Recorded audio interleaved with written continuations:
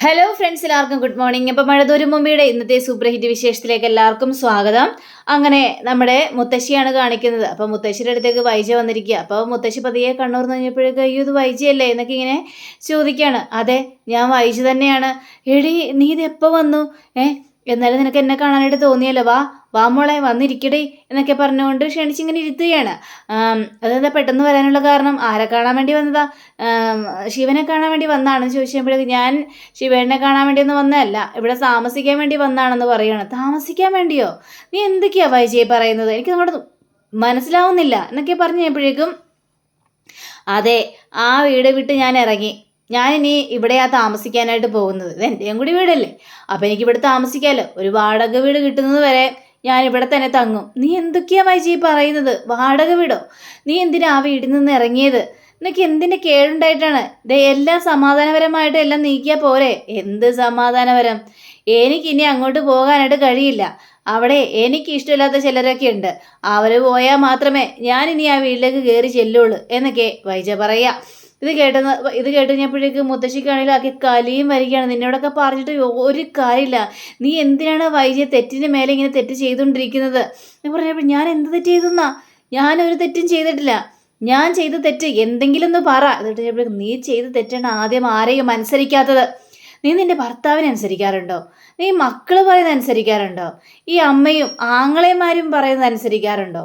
ഇല്ല. ദൈവം തമ്പുരാൻ പറഞ്ഞാൽ പോലും നീ അനുസരിക്കില്ല. ദൈവം ഇറങ്ങി വന്ന് വൈജ നീ വീട്ടിലേക്ക് പോകാൻ പറഞ്ഞു കഴിഞ്ഞാൽ ദൈവത്തിനോട് പോകാൻ പറയും നീ ആദ്യം. അതാണ് നിന്റെ സ്വഭാവം. നീ ആരും പറഞ്ഞ അനുസരിക്കാതെ നീ ഇങ്ങനെ ജീവിച്ചു കഴിഞ്ഞാൽ നിന്റെ ഗതി എന്താകും വൈജയെ? ഒരു പ്രാവശ്യം ആ വീട്ടിൽ നിന്ന് ഇറങ്ങിപ്പോയതിൻ്റെ കളിയാണ് നീ ഈ കാണുന്നത്. ആക്സിഡൻ്റ് ആയി നിന്റെ കാലൊടിഞ്ഞ് ഹോസ്പിറ്റലിൽ കിടക്കേണ്ടി വന്നില്ലേ? നീ അതൊക്കെ എന്തോന്നും മനസ്സിലാക്കാത്തത്? കേട്ട് കഴിഞ്ഞപ്പോഴേക്കും ഇപ്പോൾ എല്ലാവരുടെ മുന്നിൽ ഞാനാണ് കുറ്റവാളി, ഞാൻ അനുസരിക്കാത്തവൾ, തെറ്റ് ചെയ്യുന്നവൾ. പക്ഷേ നിങ്ങൾ എന്താ ചെയ്യുന്നത്? ഞാൻ ഒരു കാര്യം മാത്രമല്ലേ നിങ്ങളോട് ആവശ്യപ്പെട്ടുള്ളൂ. ആ അലീനയെ എനിക്ക് ഇഷ്ടപ്പെട്ടില്ല.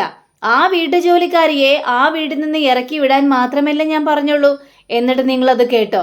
എനിക്കിഷ്ടമില്ലാത്ത വീട്ടുകാരിയെ എന്തിനാണ് ആ വീട്ടിൽ പിടിച്ച് നിർത്തുന്നത്?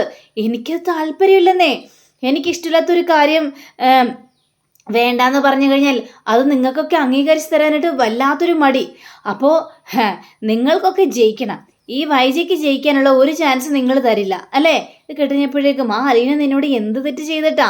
അവൾ അവിടെ ജോലിക്ക് നിന്നോളൂലേ? വേണ്ടെന്നേ. എനിക്ക് ഇഷ്ടമില്ലാത്ത ജോലിക്കാരി ആ വീട്ടിൽ വേണ്ട, അത്രയും മാത്രമേ ഞാൻ പറഞ്ഞുള്ളൂ. പക്ഷേ എല്ലാവരും കൂടി ഒറ്റ കെട്ടായി. ഇപ്പോൾ ബാലേന്ദ്രനും മക്കളും മെനകെട്ടവളും എല്ലാവരും കൂടി ഒരുമിച്ചായി. എന്നെ മാത്രമാണ് അവിടെ എല്ലാവരും വേർതിരിച്ച് കാണുന്നത്. ഞാൻ ആ വീട്ടിലെ ഒറ്റപ്പെട്ടൊരവസ്ഥയിലാണ്. എൻ്റെ പൊന്നു വൈജയൻ, നിന്നോടൊന്നും പറഞ്ഞിട്ട് യാതൊരു കാര്യമില്ല. പറഞ്ഞാലൊന്നും നീ അനുസരിക്കൂല. പക്ഷേ വൈജയ്, ഇതിനെല്ലാത്തിനും നീ അനുഭവിക്കേണ്ടി വരും. ഈ വൈജയ്ക്ക് ഒരു പേടിയില്ല. രണ്ടും കൽപ്പിച്ച് തന്നെയാണ് ഞാൻ അവിടെ നിന്ന് ഇറങ്ങിയത്. വൈജയ്ക്ക് വേറെ വീടെടുത്ത് താമസിക്കാനും അറിയാം. ഈ വൈജയെ തോൽപ്പിക്കാനായിട്ട് ആരും നോക്കുകയും വേണ്ട. അങ്ങനെ ചെയ്തു കൂട്ടുന്ന ഓരോ പ്രവൃത്തികളും ഞാൻ കണ്ണടച്ച് മിണ്ടാതെ അവിടെ നോക്കി നിൽക്കണമെന്നാണ് അമ്മ പറയുന്നത്. അതൊന്നും എന്നെ കൊണ്ട് സാധിക്കത്തില്ല എന്നിവിടെ മുത്തശ്ശിയോട് പറയുമ്പോൾ മുത്തശ്ശിക്ക് എന്ത് ചെയ്യണമെന്ന് അറിയാവുള്ളതൊരവസ്ഥ. ദൈവമേ, ഇവളൊക്കെ എന്ത് പറഞ്ഞ് മനസ്സിലാക്കിക്കാനാണ്? ഇവളിനി എന്തൊക്കെ അനുഭവിക്കാൻ കിടക്കുന്നു എന്ന് വരെ നമ്മുടെ മുത്തശ്ശി പറയുകയാണ്. ഇതേ സമയം തന്നെ കമലയാണെങ്കിൽ ആകെ കലികൊണ്ടൊരവസ്ഥയിൽ നിൽക്കുക. അപ്പം കമല ശിവനെ നേരെ റൂമിലേക്ക് വിളിക്കും. നിങ്ങളിത് എന്തു ഭാവിച്ചാണ്? ആ വൈജയെ ഇവിടെ താമസിപ്പിക്കാൻ വേണ്ടി തീരുമാനിച്ചിരിക്കുകയാണ് നിങ്ങൾ? അവളിവിടെ നിന്ന് ഇറക്കി വിടണം. അവളെ ഇവിടെ നിന്ന് താമസിപ്പിക്കാനായിട്ട് പറ്റില്ല. ഞാനെങ്ങനെ ഇറക്കി വിടാനാണ് കമലെ? അവളുടെയും കൂടി വീടല്ലേ ഇത്? അപ്പം അവൾക്ക് ഇവിടെ താമസിക്കാനുള്ള അധികാരം ഉണ്ടല്ലോ. അധികാരം? സ്വന്തം കുടുംബം വിട്ടിട്ടാണ് അവൾ ഇവിടെ വന്നത് തപസ് കെട്ടിരിക്കാനായിട്ട് നോക്കുന്നത്. ശിവേട്ടാ, എനിക്കിതൊന്നും വലിയ ഇഷ്ടപ്പെടുന്നില്ല കേട്ടോ. എടി, അവള് ആ വീട്ടിൽ നിന്ന് ഇറങ്ങിക്കഴിഞ്ഞ് പിന്നെ പോകേണ്ടത് എങ്ങോട്ടാ? സ്വന്തം വീട്ടിലേക്കല്ലേ? അല്ല, നീ ഇവിടെ നിന്ന് എന്നോട് വഴക്കിട്ട് പോയി കഴിഞ്ഞാൽ നീ നിന്റെ വീട്ടിലേക്കല്ലേ പോകുന്നത്, അല്ലാതെ വേറെ എങ്ങോട്ടും അല്ലല്ലോ. അതേപോലെ തന്നെ വൈജയം വന്നു, അവൾ ഇവിടെ താമസിക്കുന്നു. അവൾ ഇവിടെ വന്നു കഴിഞ്ഞാലേ ആകെ ഭരണമാ. എപ്പം നോക്കിയാലും കാലും കയറ്റി കൊച്ചമ്മയെ പോലെ ചമഞ്ഞങ്ങോട്ട് ഇരിക്കലാണ് അവളുടെ പരിപാടി. ഒരു കറിവേപ്പില പോലും അവൾ എടുത്തു തരില്ല. എല്ലാവർക്കും വേണ്ടി ഭക്ഷണം ഞാൻ വിളമ്പേണ്ടി വരും. ഇതൊന്നും എന്നെ കൊണ്ട് സാധിക്കാത്ത കാര്യമാണ് ശിവേട്ടാ. എൻ്റെ പൊന്നു കമലെ, നീ ഇപ്പോൾ വൈജി ഉണ്ടെങ്കിലും ഇല്ലെങ്കിലും നീ ചെയ്യേണ്ട കാര്യങ്ങളൊക്കെ ചെയ്യണമല്ലോ. അപ്പോൾ കൂടുതലൊന്നുമില്ല, പിന്നെ ഒരു പ്ലേറ്റിലേക്ക് കൂടുതൽ വിളമ്പണമെന്ന് മാത്രമേ ഉള്ളൂ. അത്രല്ലേ ഉള്ളൂ. അതൊന്ന് ചെയ്യ് കമലേ.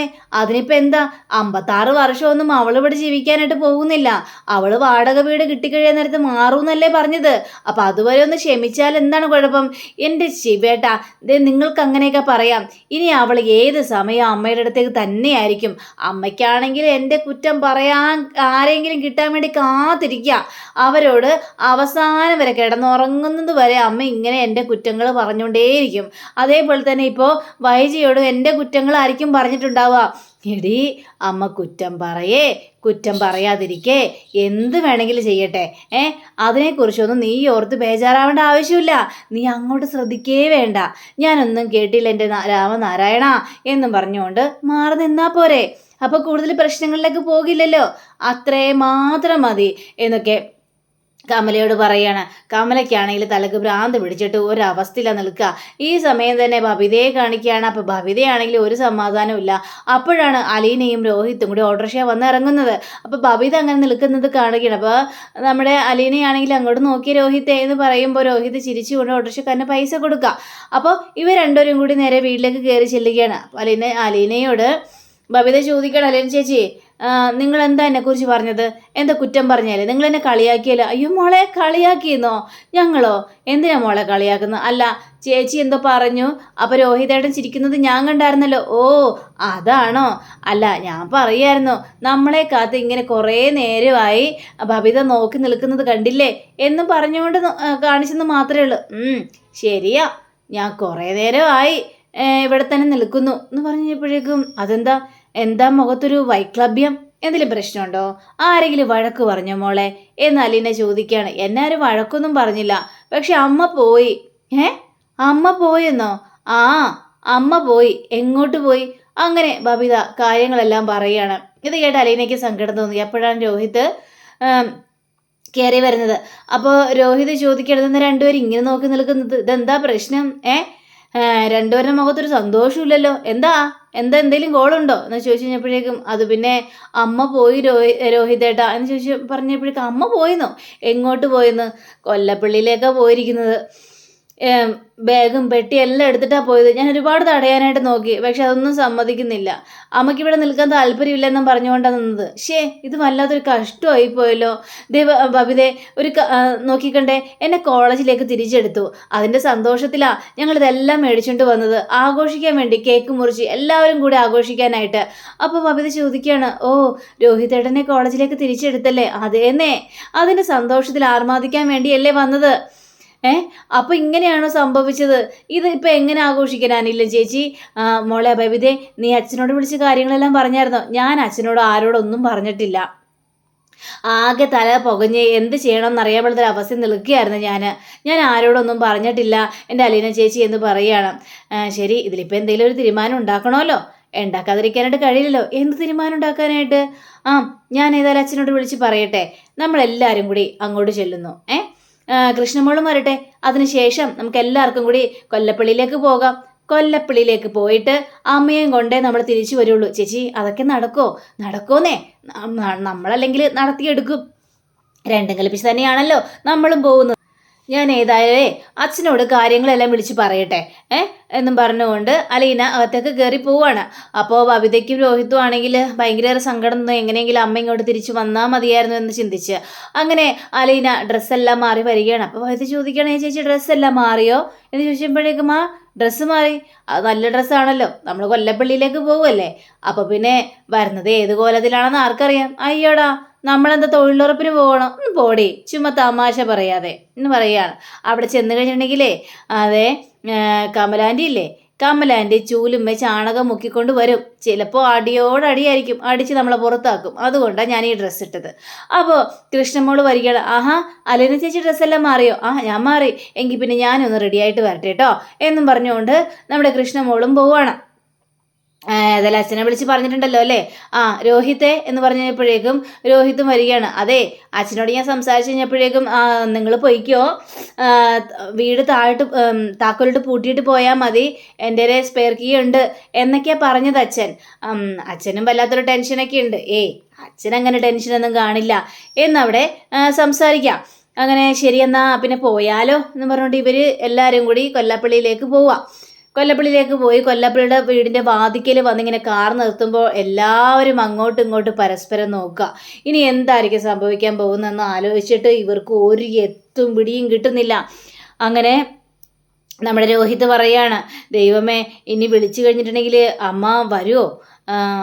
അമ്മ ഭയങ്കര പിടിവാശിക്കാരിയാ, അമ്മ വരാനും ചാൻസ് കുറവാണ്, അമ്മ വരുമോ എന്നൊക്കെ ചോദിക്കുമ്പോൾ ചിലപ്പോൾ ഞാനുള്ളത് കൊണ്ട് അമ്മയ്ക്ക് വല്ലാത്തൊരു ബുദ്ധിമുട്ടായിരിക്കും, മേഡം വരാൻ ചാൻസ് കുറവാണ് എന്നൊക്കെ ഇങ്ങനെ അലീന പറയാണ്. അതാ പറഞ്ഞത്, നമ്മളെല്ലാവരും കൂടി ഒറ്റക്കെട്ടായിട്ട് നിൽക്കണം, അമ്മയും കൊണ്ടേ ഇവിടെ നിന്ന് പോകാൻ പാടുള്ളൂ. നമ്മളെല്ലാവരും കൂടി ഒരുമിച്ച് ഒരേ സ്വരത്തിൽ പറഞ്ഞു കഴിഞ്ഞാൽ അമ്മ ഉറപ്പായിട്ട് നമ്മുടെ ഒപ്പം വരും. അമ്മയുടെ മനസ്സ് മാറ്റിയെടുക്കാൻ വേണ്ടിയാണല്ലോ നമ്മളിങ്ങോട്ട് വന്നിരിക്കുന്നത്. തീർച്ചയായിട്ടും അങ്ങനെ തന്നെ സംഭവിക്കും എന്നൊക്കെ ഇങ്ങനെ പറയുകയാണ്. അങ്ങനെയും പറഞ്ഞുകൊണ്ട് അവർ കാറിൽ നിന്ന് ഇറങ്ങുക. അപ്പോൾ കാറിൽ നിന്ന് ഇറങ്ങിക്കഴിഞ്ഞ് ബബിതയും രോഹിത്തും കൂടിയാണ് ചെല്ലുന്നത്. അപ്പോൾ ദാ വരുന്നു മനുവിൻ്റെ അനിയത്തി. അപ്പോൾ എടി ബബിതേ എന്ന് വിളിച്ചുകൊണ്ട് കെട്ടിപ്പിടിക്കുകയാണ്. രോഹിത്തേട്ടാ, എന്തൊക്കെയുണ്ട് വിശേഷങ്ങൾ? നല്ല വിശേഷം എന്ന് പറഞ്ഞ് അപ്പോഴേ കൃഷ്ണമോളും അലീനയും കൂടി വരികയാണ്. നീയുണ്ടായിരുന്ന കൃഷ്ണമോളെ, നീ എന്താ അവിടെ ഒളിച്ചു നിൽക്കുകയായിരുന്നോ എന്ന് ചോദിച്ചപ്പോഴേക്കും അല്ല, നിങ്ങളുടെ സ്നേഹപ്രകടനങ്ങൾ കഴിയട്ടെ, കുറച്ച് ബാക്കിയുണ്ടെങ്കിൽ ചോദിച്ചു മേടിക്കാമെന്ന് കരുതിയോ? ആണോടി, സത്യമാണോ നീ പറയുന്നത്? സത്യം തന്നെയാണ്. ഹായ് അലീനയെ നോക്കി അങ്ങനെയും ഹായ് കാണിക്കുകയാണ്. അപ്പോൾ അലീനയെ ഹായ് കാണിക്കുകയാണ്. മനുവേട്ടനുണ്ട് അകത്ത്. മനുവേട്ടാ, ദേ ഇവിടെ ഒരു സ്പെഷ്യൽ ഗസ്റ്റ് വന്നിട്ടുണ്ട് എന്ന് പറയുകയാണ്. അപ്പോൾ അലീനയ്ക്ക് ചെറിയൊരു ചമ്മലൊക്കെ തോന്നിക്കുക. അപ്പോൾ നമ്മുടെ മനു പുറത്തേക്ക് ഇറങ്ങി വരുവാണ്. മനു അലീനയെ കണ്ടിങ്ങനെ സ്തംഭിച്ച് നിൽക്കുകയാണ്. ഇതെന്താണിത്, എല്ലാവരും കൂടി ഉണ്ടല്ലോ, ഇതെന്താ എല്ലാവരും കൂടി വന്നത്, എന്തെങ്കിലും പ്രത്യേകിച്ച് കാര്യമുണ്ടോ? അല്ല, അമ്മ അകത്തുണ്ടോ രോഹിതേട്ടാ എന്ന് ചോദിച്ചപ്പോൾ ആൻറ്റി അകത്തുണ്ട്. ആൻറ്റി അല്ലാതെ എങ്ങോട്ട് പോകാനാണ്? അല്ല, നിങ്ങൾ എല്ലാ മക്കളും കൂടി എന്താ പരിപാടി? അമ്മയെ തിരിച്ചു കൊണ്ടുപോകാനാണ് വേണ്ടി വന്നിരിക്കുന്നത്. ഞങ്ങൾ എല്ലാ മക്കളും കൂടി ഒന്ന് പിടിച്ചു നോക്കട്ടെ എന്ന് കൃഷ്ണമോളും പറയണം. ശരി, നിങ്ങൾ അകത്തേക്ക് വാ എന്നും പറഞ്ഞുകൊണ്ട് അപ്പോൾ അലീന അവിടുത്തെ നിന്ന് കഴിഞ്ഞപ്പോഴേക്കും മനു പറയണം, കയറി വാന്നേ. അങ്ങനെ അലീനയും അകത്തേക്ക് കയറി ചെല്ലുകയാണ്. അങ്ങനെ എല്ലാവരും കൂടി നിൽക്കുമ്പോൾ ദാ വരുന്നു വൈജ ഇവരെ കണ്ടാകെ ഞെട്ടി നിൽക്കുക. പ്രത്യേകിച്ച് അലീനയെ കണ്ടു കഴിഞ്ഞപ്പോഴേക്കും വൈജയ്ക്ക് വീണ്ടും കല്ലി വരികയാണ്. നിങ്ങളെന്തിനാ എല്ലാവരും കൂടി ഇങ്ങോട്ട് വന്നത് എന്ന് ചോദിക്കുകയാണ്. അമ്മയെ കൊണ്ടുപോകാനായിട്ട്. എന്നെ കൊണ്ടുപോകാനോ? അത് ശരി, അമ്മ ആരോടും പറയാതെ അവിടെ നിന്ന് ഇറങ്ങിപ്പോയതല്ലേ, ഞാൻ ഇവരോട് പറഞ്ഞല്ലേ, ഈ ബബിതയോട്. എന്നിട്ട് നീ എന്തിനാണ് എല്ലാവരെയും കൂട്ടി ഇങ്ങോട്ട് വന്നത്?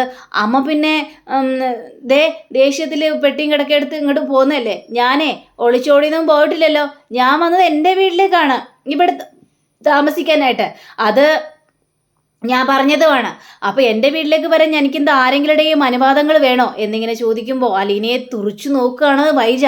അപ്പോൾ അലീനയ്ക്ക് കാര്യം മനസ്സിലായി. അപ്പോൾ അലീനയാണെങ്കിൽ അതെ, നിങ്ങൾ സംസാരിക്കട്ടോ, ഞാൻ ഏതായാലും മുത്തശ്ശിയെ കണ്ടിട്ട് വരാം എന്ന് പറഞ്ഞുകൊണ്ട് നമ്മുടെ അലീന നേരെ മുത്തശ്ശിയുടെ റൂമിലേക്ക് കയറി പോവുകയാണ്. അപ്പോൾ മനു എന്തൊക്കെയാണ് പറയുന്നത് അറിയാൻ വേണ്ടി ഇങ്ങനെ തന്നെ നിൽക്കുകയും ചെയ്യാണ്. നിങ്ങളെന്തിനാ ഇങ്ങോട്ട് വന്നത്?